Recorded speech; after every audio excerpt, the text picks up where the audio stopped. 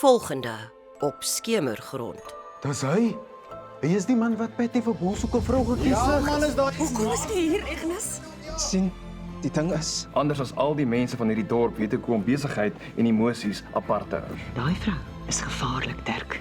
Sy het 'n manier om jou te laat dink jy teken op vir iets, maar dan is dit eintlik iets anders. is jy nog lief vir hom. En die familie gietseltjie. Weet jou detective loverboy van jou kriminele aktiwiteite?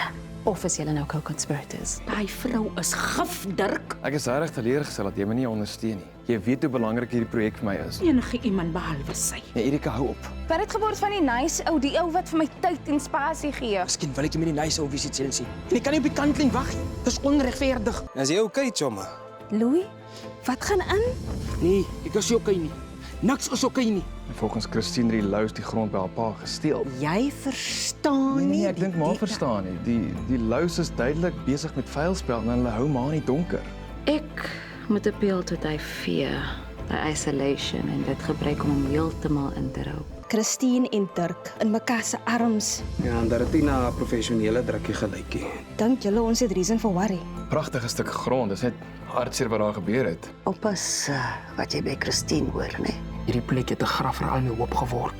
Ek weet hoe om anders te voel nie. Hoe om terug te draai nie. Ek is jammer om sy by my kan nie. Dis net te veel.